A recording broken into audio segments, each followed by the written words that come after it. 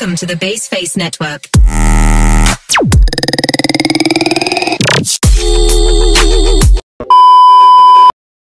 Jadi sekarang kita akan belajar tentang cerita sejarah. Kita akan mempelajari tentang pengertian, struktur, ciri-ciri, fungsi, dan nilai-nilai dari cerita sejarah. Nah, apa sih cerita sejarah?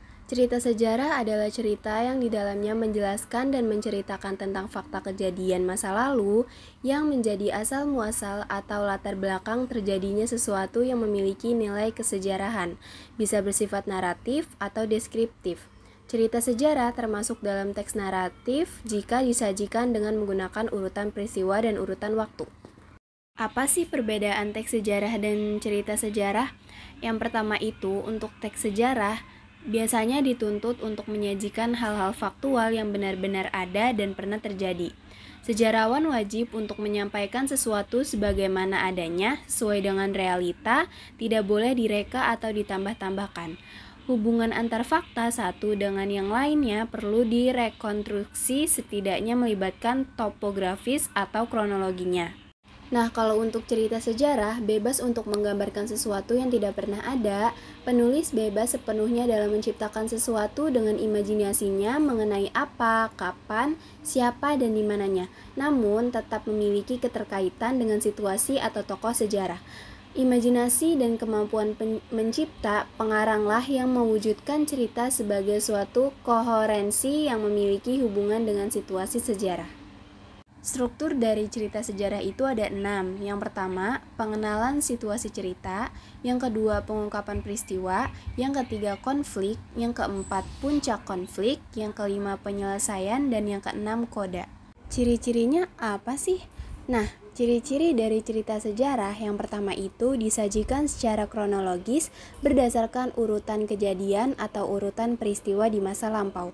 Yang kedua, berbentuk rekonteks atau cerita ulang. Cerita ulang atau rekon dibedakan menjadi 3 jenis, yaitu rekon pribadi, rekon faktual, dan rekon imajinatif. Nah, ciri-ciri yang ketiga, biasanya sering menggunakan konjungsi kata penghubung temporal. Yang keempat, isinya berupa fakta yang diperoleh berdasarkan data-data yang dikumpulkan.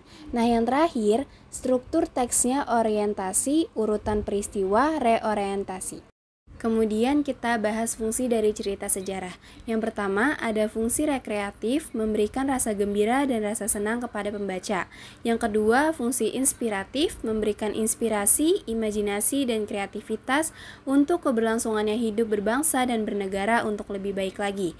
Yang ketiga, ada fungsi instruktif sebagai alat bantu dalam pembelajaran.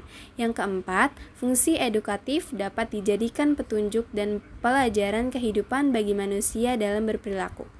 Yang terakhir ada nilai-nilai dari cerita sejarah. Yang pertama ada nilai moral, yaitu nilai yang berkaitan dengan ajaran moral yang dikenal secara umum seperti kebaikan, keadilan, keberanian, dan sebagainya.